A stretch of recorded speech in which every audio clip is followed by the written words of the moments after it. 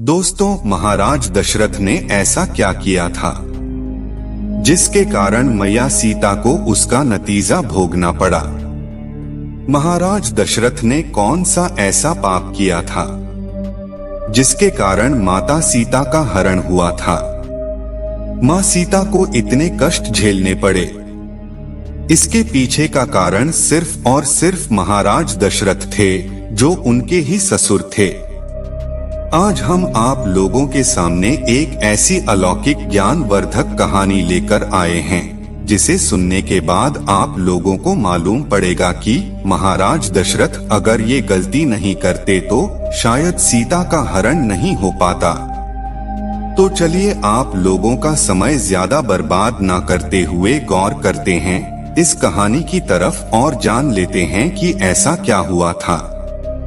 वैसे दोस्तों, देखा जाए तो बहुत से पुराणों में अलग अलग कहानियां मिलती है, सभी जगह अलग प्रमाण मिले हैं, लेकिन इस कहानी के माध्यम से मैं आपको बताने की कोशिश करता हूं कि जब भगवान श्री राम, लक्ष्मण, भरत, शत्रुघ्न चारों भाइयों की शादी हो गई और बारात लौटकर वापस अपने नगर में आई, तो महाराज दशरथ ने अपनी पत्नी कौशल्या से कहा था कि कौशल्या, एक बात आप गांठ बांध लीजिए, क्योंकि आज तक आप सिर्फ और सिर्फ चारों बेटों की मां थी और आज के बाद आप मां होने के बावजूद 4 बहुओं की सास बन चुकी है। तो उन्होंने महाराज दशरथ से पूछा कि आप हमें ये सब क्यों बता रहे हैं। तो महाराज कहने लगे कि सास और बहू का धर्म क्या होता है। जिस घर में बेटे की बहू आ जाए, उस घर में सास का ये धर्म बनता है कि उसकी रक्षा ठीक उसी प्रकार करनी चाहिए जैसे आंखों की रक्षा पलक करती है। नाना प्रकार के उपदेश दिए, बहुत तरह से उन्हें उनका धर्म समझाया। उसके बाद में जब 246 दिन निकल गए, तो एक दिन महाराज दशरथ के दिमाग में एक बात आई। महाराज ने विचार किया कि क्यों ना मैं अपनी चारों बहुओं की परीक्षा ले लूं, मेरी कौन सी बहू कितनी चतुर है। तो महाराज दशरथ ने अपनी चारों बहुओं को भगवान श्री राम, लक्ष्मण, भरत, शत्रुघ्न चारों बेटों की पत्नियों को सीता, मांडवी, सुधकीर्ति और लक्ष्मण की पत्नी उर्मिला, इन चारों को अपने पास बुलाया और चारों को पास में बुला करके एक बात कही। बेटा देखो, चारों तुम मेरी पुत्री के समान हो और मेरी पुत्री हो, तो मेरा एक आदेश है तुम्हारे लिए। अब चारों बहुएं खड़ी हैं, महाराज दशरथ आदेश कर रहे हैं। सभी ने कहा, कहिए पिताजी, क्या आदेश है। महाराज ने कहा, आदेश ये है कि आज तुम चारों अलग अलग रसोई बनाओगी। तुम चारों अपने अपने हाथ से मेरे लिए खाना बनाकर लेकर आओगी और फिर देखते हैं कि कौन बहू कितनी चतुर है और कितनी जल्दी खाना लाती है। अब चारों बहू वहां से चली गई। सभी के दिमाग में यह बात आई कि मैं पहले पहुंच जाऊं, और उन सभी ने भोजन बनाना शुरू कर दिया। तो सबसे पहले भरत की पत्नी, जिसका नाम मांडवी, वो खाना लेकर चली। उन्होंने बहुत अच्छे से थाली को सजा लिया, सारी थाली में तरह तरह के पकवान रखे और ले जाकर थाली महाराज के सामने रख दी, जिसे चौक पर महाराज दशरथ बैठे हुए थे वहीं उन्होंने थाली ले जाकर रख दी और कहा, पिताजी भोजन करिए। लेकिन मांडवी एक चीज भूल गई कि खाना खाने वाले को खाना देने से पहले पानी भी दिया जाता है। महाराज दशरथ ने देखा कि ये भरत की पत्नी आई है। चलो कोई बात नहीं, अभी छोटी है, नादान है, शायद अकल आ जाए। महाराज दशरथ ने मांडवी के हाथ से भोजन की थाली ले ली और वहीं पर रख ली और बोले, बेटा आप जाओ, हम थोड़ी देर में खा लेंगे। फिर दोस्तों, तब तक लक्ष्मण की पत्नी उर्मिला चली आई। उन्होंने भी बहुत जल्दी जल्दी में भोजन बनाया था। उर्मिला ने भी एक थाली में भोजन साफ सफाई अच्छे तरीके से भोजन थाली में लगाया और थाली ले जाने के बाद उर्मिला भी भूल गई कि महाराज दशरथ को पानी भी देना है। दोस्तों, उर्मिला भोजन की थाली लेकर के महाराज दशरथ के पास में पहुंच गई। अब महाराज दशरथ समझ गए कि लगता है ये भी बहू बिल्कुल ऐसी ही है।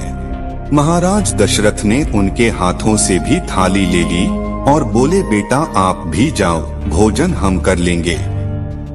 अब तीसरे नंबर की बहू शत्रुघ्न की पत्नी सुधकीर्ति चली आई, लेकिन उनसे भी एक गलती हो गई। उनसे गलती ये हो गई कि सुधकृति हाथ में भोजन की थाली लेकर के चली, लेकिन महाराज दशरथ को जल्दबाजी में जल देना भूल गई। अब महाराज दशरथ ने सुधकीर्ति के हाथ से भी भोजन की थाली ले ली और वहीं पर रख लिया। उसके बाद कहा, बेटा आप भी जाइए, हम थोड़ी देर में भोजन करेंगे। अब दोस्तों, तीनों की थाली रखी हुई है, लेकिन महाराज दशरथ भोजन नहीं किया। राजा दशरथ विचार कर रहे हैं कि जैसा भोला भाला मेरा बेटा राम है, और मुझे लगता है उनकी पत्नी सीता भी उतनी ही भोली भाली है, क्योंकि यह थोड़ा थोड़ा चतुर थी, इसीलिए भोजन बना करके जल्दी ले आई। लेकिन उधर जगत भवानी माता सीता ने बहुत सुंदर तरीके से भोजन बनाया, इतने सुंदर तरीके से कि जिसमें से सुगंध ही कुछ अलग आ रही थी। मैया सीता ने एक थाली में भोजन लगाया और अपने हाथ में थाली उठाई, चलने के लिए तैयार हो गई। तब तक माता सीता को ध्यान आ गया कि जब भी किसी को भोजन देते हैं तो भोजन देने से पहले पानी दिया जाता है। अब मैया सीता ने विचार किया कि मैं तो पहले से ही इतनी लेट हो गई। सीता माता ने एक हाथ में भोजन की थाली, एक हाथ में जल का लोटा लिया। दोस्तों, थोड़ा सा हवा का झोंका आया और हवा के साथ ही एक तिनका उड़ता हुआ आ रहा था। ऐसे में महाराज की निगाह सीता के ऊपर, और माता सीता तिनके को देखकर सोच रही है कि अब मैं करूँ तो क्या करूँ। इतने में वो तिनका उड़कर खाने की थाली में गिर गया। अब इस तिनका को उठाऊं तो कैसे उठाऊं? दोस्तों, माता सीता कोई साधारण स्त्री नहीं, माता सीता भवानी थी। भवानी मैया को ऐसी बातें सोचते सोचते क्रोध आ गया। इतना क्रोध आया कि जब माता सीता की दृष्टि उस तिनका पर पड़ी तो उसे राख बनाकर उड़ा दिया।